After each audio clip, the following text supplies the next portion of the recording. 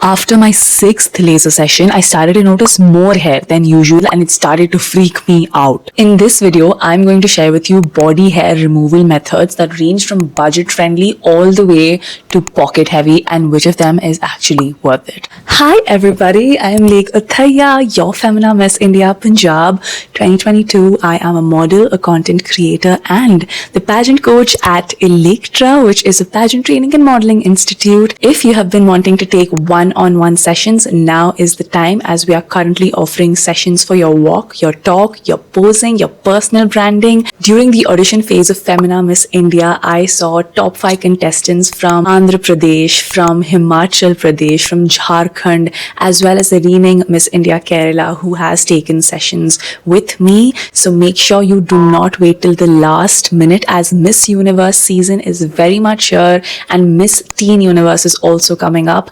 I personally had to say no to somebody who came with a very last minute personal introduction session that she wanted right before her finale. Girls, trust me, even if I draft an introduction for you a night before, you are not going to be able to memorize it because it needs to really go within your blood. And for that, you should not wait till the last minute. So if you are interested in pageants and you actually trust my guidance, you should be booking your one-on-one sessions by going to the link in the description now. Alright, look, I said this in my previous grooming video about pigmentation that I hate the way society makes women feel conscious about every single thing on their body, and a lot of these ads and products are almost never targeted towards men, which clearly shows the patriarchy in the society. And I don't know who made this rule that grown-ass women need to look like smooth babies that are right out of the womb, whereas men can grow a forest on them and not be spoken for. But yes, a big but. I work in the entertainment industry, and any industry like the pageants or modeling and acting or even the influencer marketing brand collaboration space expect you to not have hair on your body. So if you are somebody who's aspiring to be in that space, want to kind of follow a model regimen, or are already in this space, here are the methods that I have used and the ones that have proved the most effective and the ones that really did not. The first one is shaving. Yeah, I know that you know. Hell, I was actually in 4th standard when I first shaved my legs. I sneaked out the razor from dad's pouch. I had cuts all over my leg, but I hated how much hair I had as compared to other girls and guys. But now I know better, and here is what works. Not a soap, but shaving gel or foam. Don't be lazy like I used to be and just lather soap or body wash on your body while you shave, because it really causes a lot more irritation and messes up your skin barrier because it dries your skin. And when you're shaving, you're anyways taking away layers of your skin. So when you use something like a Gillette shaving gel or a foam, for instance, that just helps avoid any nicks and cuts that you may get and also does not really affect the skin. Ingrowns. I have struggled with ingrowns all my life up until now, and I'll tell you the reason why if you wait till the end. But there are ways to tackle ingrowns. Number 1 is salicylic body wash. Anything that has salicylic acid mostly will help with your strawberry skin, the way they call it, and make your acne prone skin a little better, or just takes away all the grime and dirt that's causing a lot of sebum to collect inside your pores along with the hair instead of leaving enough space for the hair to come out. And also a serum that I found that you can use post shave that can be really helpful. All of that is linked in the description, so make sure you check it out.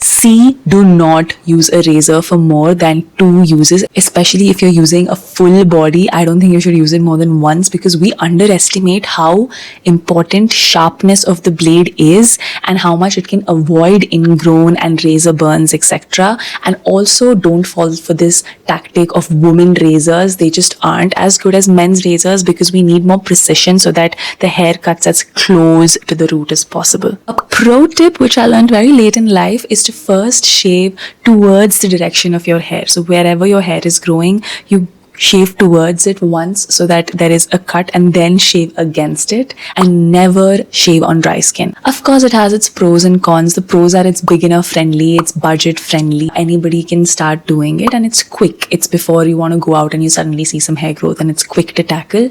The cons, of course, are that the hair goes back really pokey and prickly, sometimes a little darker than before because they are growing back really straight, and ingrowns. The second type is waxing. Of course, you can use at-home waxing strips, which have been my savior for a very long time in my teenage years.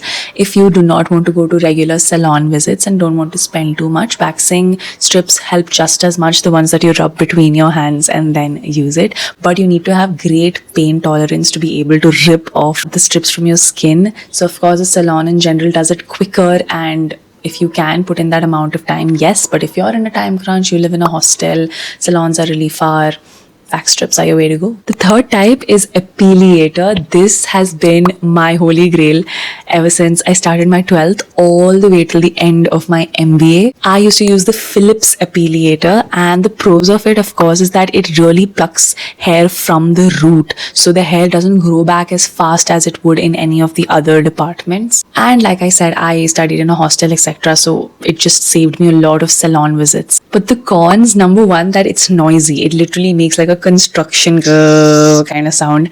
It's not like a trimmer, it's much louder because there are blades, multiple blades rotating inside. So it can be annoying if you have roommates and if you have parents and you just have one bathroom. So that's something you need to take care of. And another problem that this will give you is ingrowns. Like I used to have a lot of ingrowns even through epilators, and nobody tells you that is a side effect when you're buying it.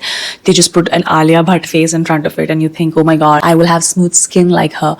And in fact, I have a sticky cell sort of a skin, so I would have to press it open and it would leave a lot of scars on my leg. Another cool discovery was camel milk wax. It is made out of camel milk. It was through Faith and Patience.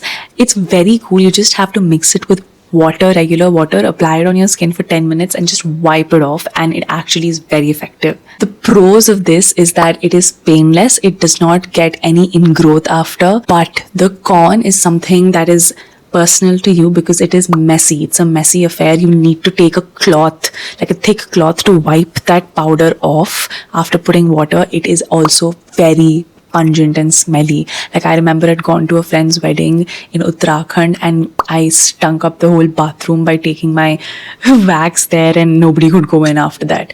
It just messes up the whole bathroom as well. Just be aware of that. Now let's come to something everybody's raving about, which I have also taken up, which is laser hair reduction. You see what I said? Reduction, not removal.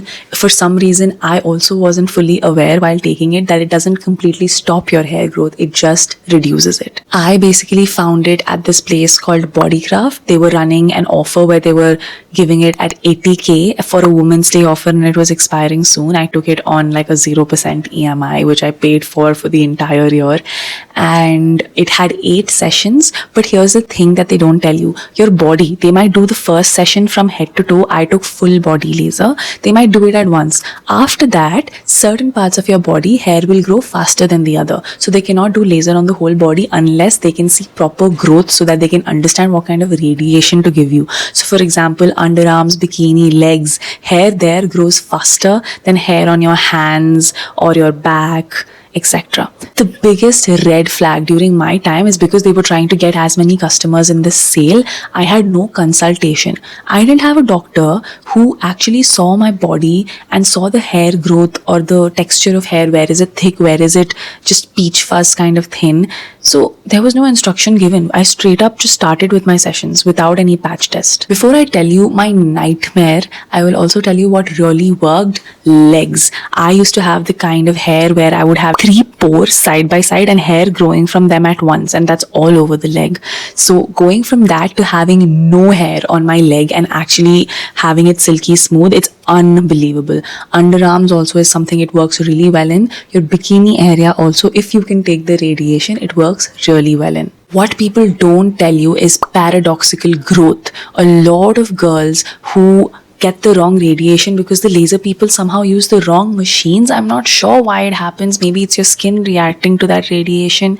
But listen to me. It's not rocket science. Every time you see a certain hair, like say hair on your stomach is probably lighter, not as thick as hair on your leg. So do not take a full body package. Take part by part. First, just finish legs, because you probably can manage the rest. Or just take arms until arms is done and then go to the other. You'll try to understand where the hair growth it's working on and where it's not. Based on that, do not take it on your back if it's not too hairy. Do not take it on your chest and your stomach if it's not too hairy, because you think it'll reduce hair from there. It'll actually increase it, because the laser requires pigmentation for it to target and burn. So because your hair is too thin, the radiation just goes into the wrong place and causes more hair growth. I started to grow much thicker hair than before on my back, much thicker hair than before on my shoulders. I never had hair on my shoulders. It was just a very thin, like, coating, you know, like a peach fuzz. If you just shave it, it comes off like a snowflake. Yeah, but then I started to have really thick hair, and they had to give me extra sessions to do free sessions to get rid of it, because this is clear customer negligence. So when it comes to lasers, yes, they will cost you up to 1 lakh. I know a lot of my friends who got their laser much after, like 26 and onwards, because that's when you actually have cash flow coming in that you can spend on something like that. Mistakes that you want to avoid: number one, do not fall for any sales and offers. Every time they're rushing you, you know that you can slow down and ask them. You say, it's okay, I can pay 10,000 more, because I mean, what's the difference between 80,000 and 90,000? Right? If you're paying that much, you will be able to pay the difference. But ask them very clearly. If they're able to explain to you, good. Ask them if they've had any cases before of paradox growth. You know, they should be honest with you and tell you what goes wrong and how they corrected it, because it happens to a lot of people. Don't do a full body immediately. Please try part by part. Be very careful with your face laser, especially if you have really fine hair. It's not as thick, because it doesn't target hormonal growth. So if you have hair that's growing probably under your chin and neck, that's hormonal, and even if they target that, it might cause more growth, because that's just 2 or 3 which you can pluck on your own. Ask for which model they are using. There is something called Pico and Revlite. Go ask them for it during your consultation. You should get a consultation before they start anything on you from a dermatologist who should be assigned. You shouldn't just have nurses who are doing your thing. You should also have doctors who first can understand your skin, see what is thin, what is thick, and don't let them push you into full body 100 times. Make a note of the machines they are using. Go back home, put it under ChatGPT, and ask it if there is anything that is fishy about it. And that's it. That's all the information I had for you. My lifelong journey with hair removal and what has worked and what I continue to work on. I still need to go for maintenance sessions for certain body parts which still haven't fully reduced their hair from. So yeah, I think I gotta continue it as long as I face the camera. But I hope we all reach a certain point where we can just honestly live as freely as men do, without thinking about what hair is poking out from which sleeve. God. But thank you so much for watching. If my energy was a little low, it's also because it's really late in the night. But I had to show this video for you guys because I'm trying to be really consistent, and I have been over the last 4 to 5 weeks, so I did not want to break that. I will see you in the next video. Bye.